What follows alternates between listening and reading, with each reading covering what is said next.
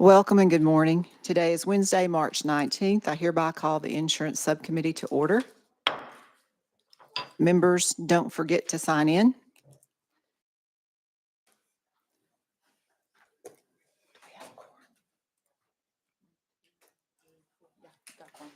Okay. Madam Clerk, please open the roll.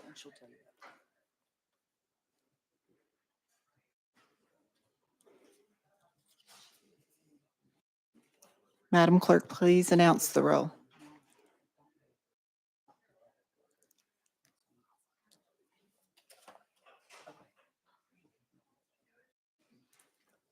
Oh, we're waiting on. There she goes.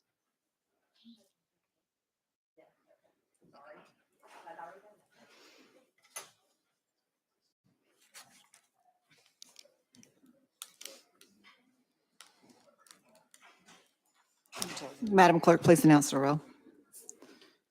Thank you. Madam Chair, you have 5 members present. You have a quorum. Thank you. Do we have any personal orders? I have one. I have my husband, Marty Haynes, in the audience.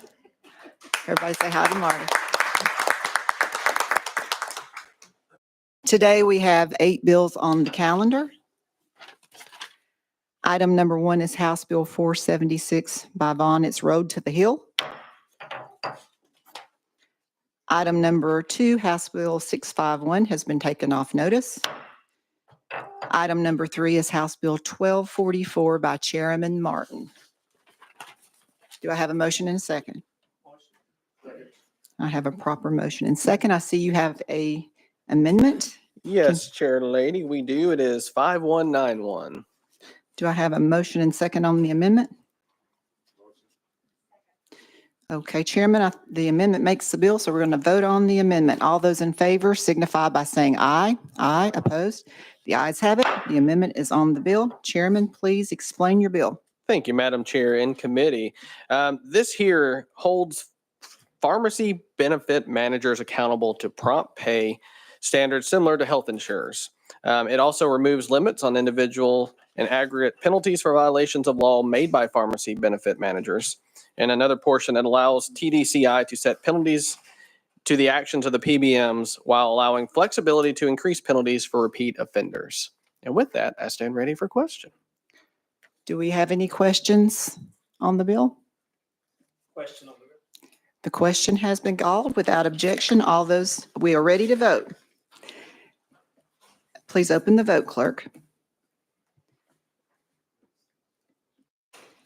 Madam Clerk, please announce the vote. Madam Chair, you have 5 ayes and 0 nays. The bill passes and it goes to insurance full.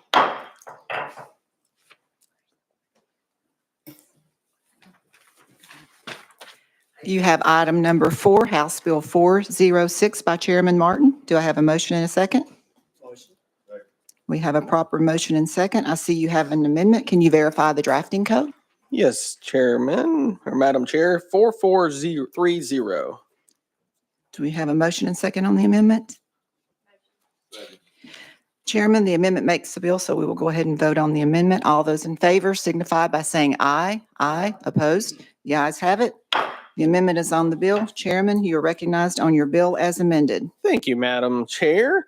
Movement and physical activity are rights of all Tennesseans and should be accessed regardless of limb loss or differences. Tennesseans living with limb loss and limb differences are unable to afford or access life-changing prosthetics for physical activity and exercise due to lack of insurance coverages at times, not medically necessary at times, or high out-of-pocket cost. Oftentimes, these things are denied from insurance purposes. And so what this legislation is seeking to do would get insurance companies to cover activity-specific prosthetics, orthotic devices that the companies have historically deemed not medically necessary. TennCare nor Medicare are impacted by this legislation, as TennCare does not deny secondary devices currently.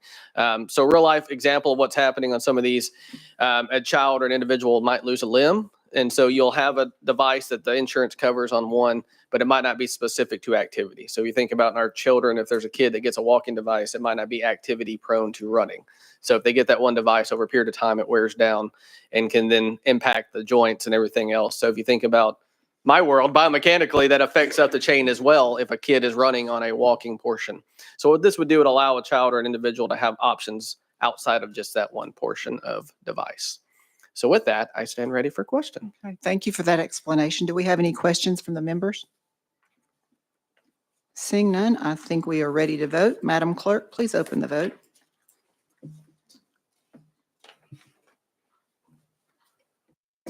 Has everyone voted? Does anyone wish to change their vote? Madam Clerk, please announce the vote. Madam Chair, you have 5 ayes and 0 nays. The ayes have it, and the bill goes to insurance full. Thank you, Madam Chair and committee.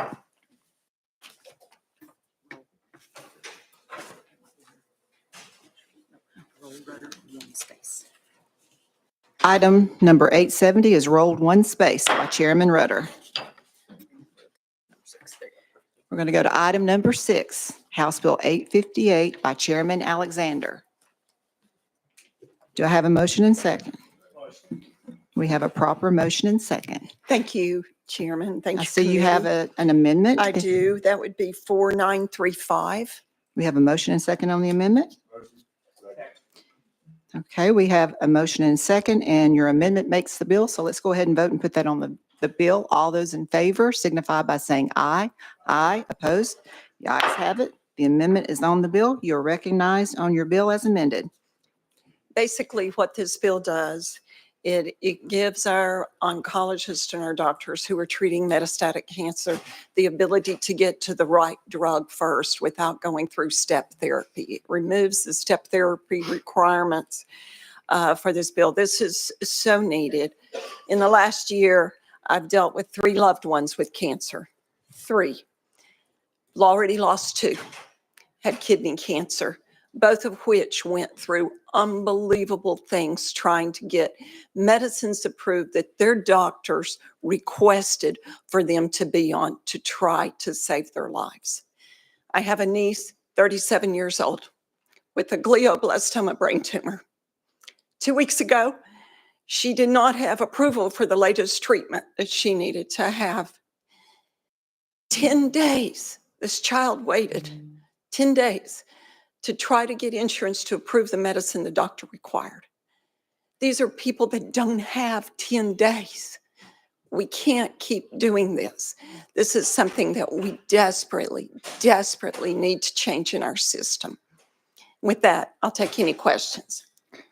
Thank you for your explanation. Do we have any questions for members? Seeing none, we are ready to vote on House Bill 858. Madam Clerk, please open the vote. Has everyone voted? Does anyone wish to change their vote? Madam Clerk, please announce the vote.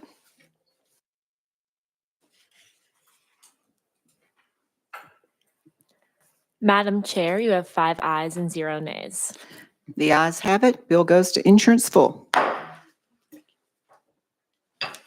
House Bill number 8, 1240 has been taken off notice, and we are going to go back to item number 5, which is House Bill 870 by Chairman Rudder. Do we have a motion and a second? We have a proper motion and second. Chairman, you're recognized on your bill. Thank you, Chair Lady. House Bill 870 is a follow-up attempt to fix unfair programs created by corporate entities which restrict the ability of patients to apply patient assistant payments through their deductibles and out-of-pocket expenses. We stopped these schemes with previous legislation, but they keep coming with new ways to avoid the law. These programs now include APS, which is alternate funding programs. You can call these schemes maximizers, optimizers, accumulators, AFPs, or whatever. It doesn't matter. Every time we stop one, they just rename it to confuse the patients. The bottom line is this bill is very simple. It says no matter what you call the program, no entity should be permitted to engage in any activity which prohibits or restricts patient assistance funds from being applied to that patient's deductible and out-of-pocket expenses. Section 2 of this bill fixes the IRS issue with our previous legislation regarding accumulators and health savings accounts. Section 2 prohibits any entity from using patient assistance programs in an inappropriate way, which restricts that patient from being able to apply these funds to their deductible and their out-of-pocket expenses. So, committee, that's what this bill does. It's a patient bill. It is a bill to help our patients, and sometimes they are the sickest patients. They need this benefit. We have been trying since 2021 to get this corrected, and I ask for your support. Thank you for that explanation. But question on the bill. Is there any objection? Okay. Without objection, we are now voting. Madam Clerk, please open the vote.